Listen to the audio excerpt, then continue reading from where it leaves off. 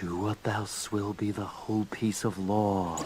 Teenagers. No, not the type that post on the internet saying probably way too much about their modern lives. I'm talking about teenage years, teenage angst. Comes in a bunch of weird and fresh new ways every time you see it. It might involve spending a lot of money on things that you don't understand because you're old and dissociating from what the kids are interested in these days. Well, what if I told you medicine went through that exact same type of phase? We always take modern medicine for granted, or something we often take for granted. And ancient medicine is something that you will always look back on and say, how did anyone even think that this is going to be a good idea? Except if it's something like trepanning that you can trace back to modern surgeries, but I don't want to think about that. If we look back from what we would consider an enlightened perspective, what was the really horrible teenage angst years of medicine even like? Now, when I say the awful, angsty years of teenage medicine, I'm talking about the 1800s, a little bit of the early 1900s, when science was just advanced enough to not do some of the obviously stupid things,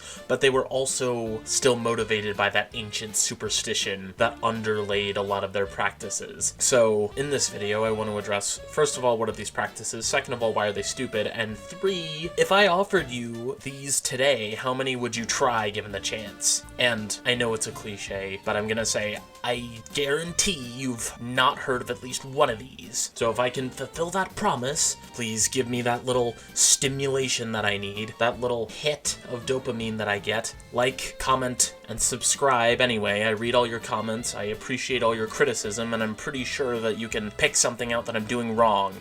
As much as I hate to admit it, I think the one guy who called me a fed is still living in my head, pretty rent-free, but whatever.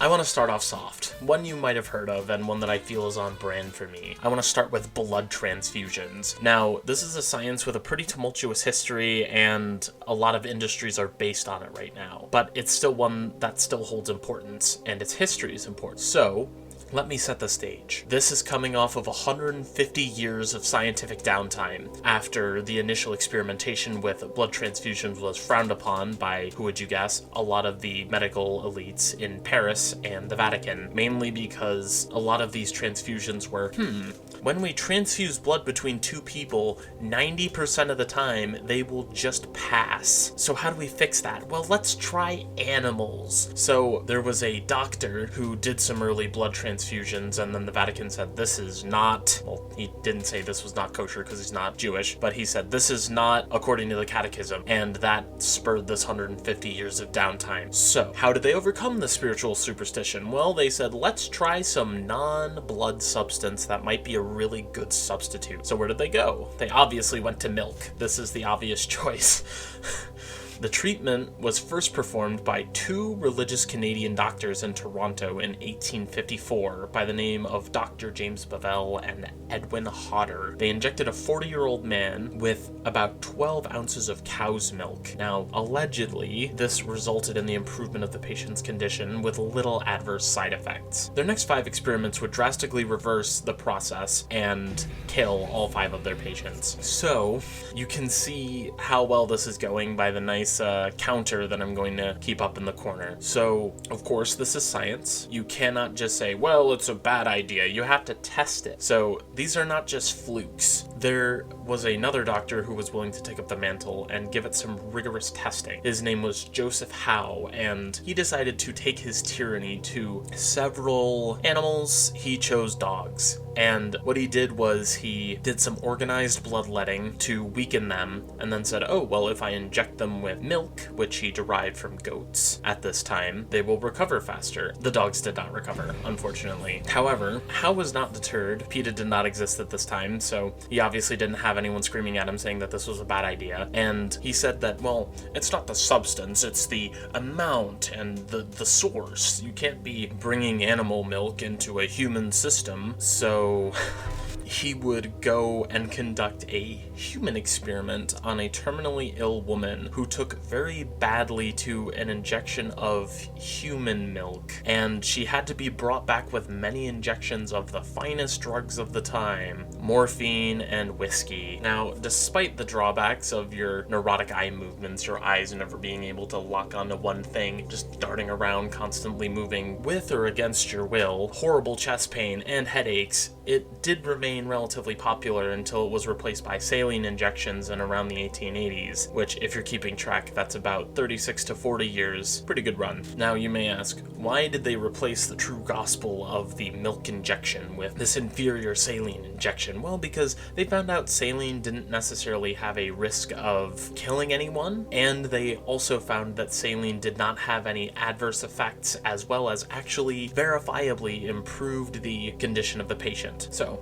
starting off a bit weird, but that's just a little taste. It's a small incision into the medical practices in this awkward teenage angst period. If we want to take a larger dive into the fat and blubber, in the 1800s, it was not done after solving the blood transfusion problems. Another illness they would seek to tackle is arthritis, but not on purpose. This wasn't conducted by a doctor. This was found by random chance by some of the greatest minds on the planet, the ones with the most intuition, the vast cognitive abilities of a drunk Australian man on the coast of a small Australian town called Eden. He was wandering around with two of his friends, and he found a dead whale on the side of the beach, and presumably for a humorous bit, he's like, "Hey guys, watch what I can do," dove in to the blubber of this rotting whale while two of his friends watched. And of course, since they figured that he was just too far gone and didn't know what he was doing, tried to fish him out in good faith, but they couldn't find him, and found him about 2 hours later while resuming their bar crawl, turned over a new leaf. He claimed that his joint pain was gone and he was completely sober, and he said everyone has to know about this. And with this breakout story, it became a super popular treatment, specifically in the small town of Eden, Australia. It became the epicenter for this phenomenon. Now, this must be said that it is a byproduct of the whaling industry, and don't think that these baths, as people would cut open holes into the whale blubber so they could sit there while people worked on another body of the whale, taking off the fat to convert it into oil, as you need lamp oil to exist in this time if you want to do anything after 9 p.m. However, it also being a byproduct of the whaling industry meant it declined with the decline of the industry, and this practice would almost completely die out by the 1900s. Now, why did people do this? Why would you want to stew in a whale for about 2 to some cases people recommended 30 hours in this type of treatment? Now, this would result in symptoms declining for about a year, at which point they would resume with all the strength that they used to have. Now, I'm not a doctor, but I do have a Bachelor of Science, and I'm going to speculate that it's because whale blubber contains a large amount of collagen. Now, if you know anything about collagen,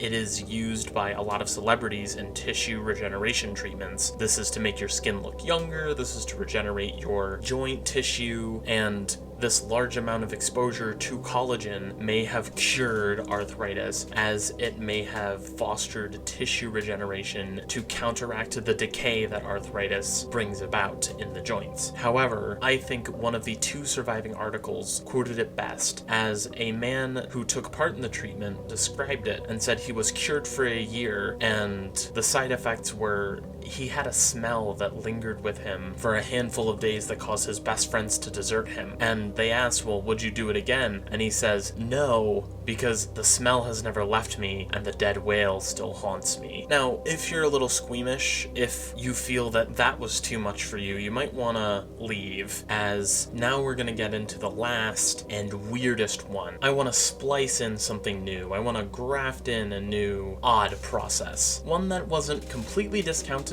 as and actually turned into something that we now are exploring further. It is a process called xenotransplantation, which may sound like something out of Warhammer 40k, but it's a process that nowadays is quite useful, which is still not as good as getting an organ donor, but it works. As in general terms, it's putting animal parts into humans. You know, oh, you're missing a kidney? Just get a pig kidney. Xenotransplantation. Now, what if I told you there was a man by the name of Sergei Voronov? He is a French-Russian scientist and doctor who began his studies off of a lone experience from Dr. Charles Edouard Brown-Séquard in France, who injected himself with a concoction of ground up dog and guinea pig genitalia, and this should be grim foreshadowing for the future. Voronov elaborates on this by then transplanting chimpanzee thyroid glands into various patients who needed thyroid replacements. And this went about as well as it could for the time. It didn't immediately end them, so it's better than a lot of the other people in this video.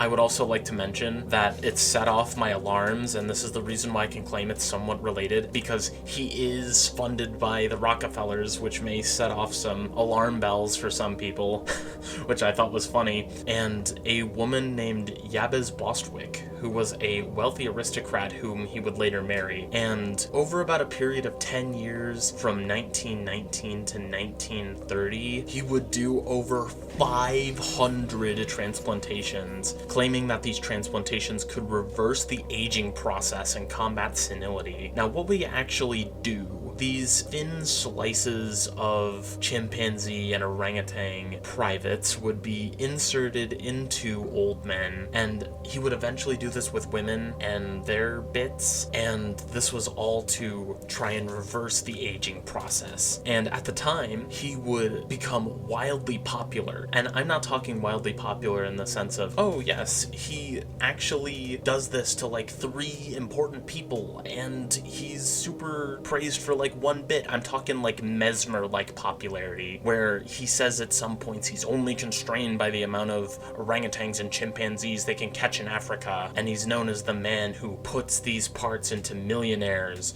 and can regenerate the old. He writes a book called The Rejuvenation in Grafting, as if he didn't sound enough like a Phyrexian to begin with. You can just see him up there with Elish Norn or Jingataxias trying to make it is not a goal, but a process of making the perfect xenotransplanted human being. Not Phyrexia, no, whatever. If you want to know the exact number of human treatments, he would go on to treat over 500 people.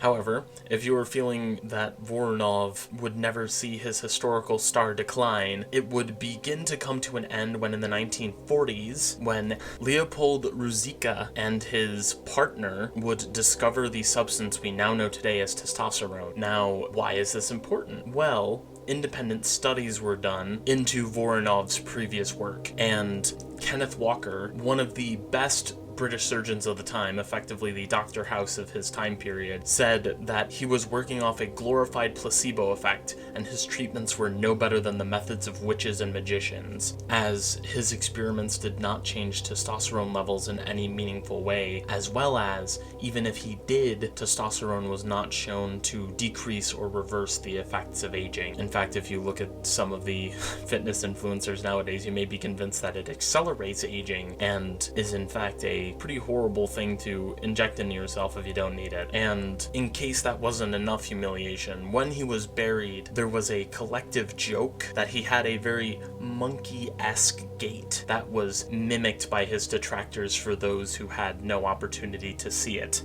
And those are just a few minor examples of the teenage years of science. There's far more, but I want to shout out the importance that viewers have to this channel, as this was suggested to me by a viewer on my Magic and History primer. I'd like to specifically thank MERPVT, and I'd like to then generally thank you all for watching. I know getting through this video, not many people do, so I would encourage you, it's obvious you like my content, I would really appreciate it if you stuck around, as I'm trying to build my own little community. I like to advertise myself as you built this YouTube algorithm with your own 2 hands, why not stick around? It's a bunch of unique people who have all found a home here. I want to shine light onto niche topics that I feel are interesting and I don't feel get enough coverage. I'm not asking for money, I just need the little ego hit. Whenever you hit that subscribe button, it gives me that little dopamine rush, as if I'm getting xenotransplanted new organs and I feel whole again. But anyway, thank you. Please show your support by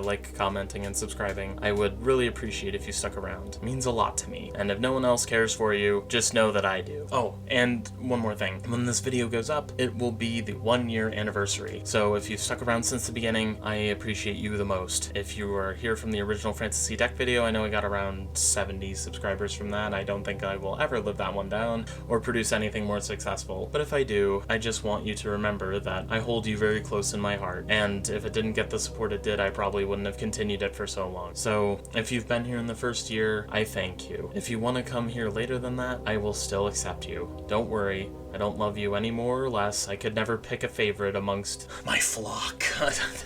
Oh, I can't get too egomaniacal here. But anyway, I deeply appreciate you, and thank you for watching. Like, comment, and subscribe, and I'll see you next week.